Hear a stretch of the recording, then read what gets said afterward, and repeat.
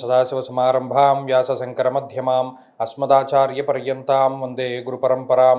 జ్యోతిషాస్త్రాన్ని భావితరాల వారికి ప్రసాదించిన ఋషుల యొక్క పాదపద్మాలకి నమస్కారం చేసుకుంటూ, అలాగే నాకు ఈ జ్యోతిష విద్యను నేర్పిన గురువర్యులు జ్యోతిష బ్రహ్మ కీర్తిశేషులు శ్రీ ఈరంకి సూర్యనారాయణమూర్తి గారు, సూర్యశ్రీ దైవజ్ఞ గారి యొక్క పాదపద్మాలకి నమస్కారం చేసుకుంటూ, ఓం శ్రీ మహాగణాధిపతి నమః, శ్రీ గురుభ్యో నమః, హరి ఓం. వీక్షకులందరికీ నమస్కారం. మకర రాశి వారికి ఈ వారం సానుకూలమైనటువంటి గ్రహస్థితి ఉన్నది. ప్రత్యేకించి ఎక్కువ సంఖ్యలో గ్రహాలు యోగిస్తూ ఉన్నాయి. గత వారం కూడా చెప్పుకున్నాము. సప్తమ గురుడు కానీ, కుటుంబ స్థానస్థిత రాహువు కానీ, అలాగే ఈ రాశ్యాత్తు ఉన్నటువంటి చంద్రుడు కూడా ఈ వారం కొంత బలంగా ఉన్నటువంటి గ్రహం. అలాగే ఈ వారం తర్వాత నుండి, అనగా 13వ తారీఖు దాటిన తర్వాత రవిగ్రహం యొక్క అనుకూలత కూడా వస్తుంది. దీనివల్ల స్పష్టమైనటువంటి వైఖరి తెలుస్తూ ఉంటుంది. అంటే ఈ ప్రకృతి తాలూకు లేదా మీ జీవితం తాలూకు విషయాలపై ఒక క్లారిటీ వచ్చేటువంటి విషయాలన్నీ కూడా ఈ వారం చివరిలో జరుగుతూ ఉంటాయి.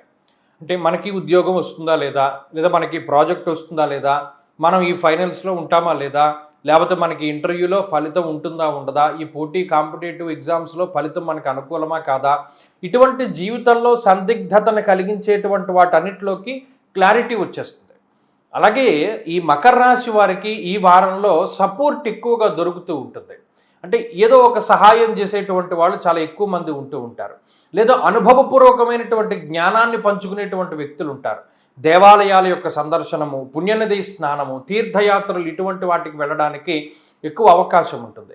అలాగే గతంలో మిమ్మల్ని విభేదించినటువంటి వ్యక్తులు మరలా మీతో సఖ్యతతోటి మాట్లాడుతూ ఉండడానికి అవకాశం ఉంటుంది. అలాగే సుదూర ప్రాంతాలు ప్రయాణం చేయనక్కర్లేకుండా చాలా తేలికగా మీకు సంబంధించినటువంటి పనులన్నీ అయిపోతూ ఉంటాయి.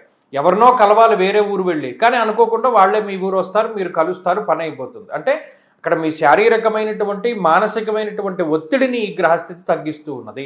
గురుబలం పెరిగిన తర్వాత పై అధికారులతోటి సఖ్యత పెరుగుతూ ఉంటుంది.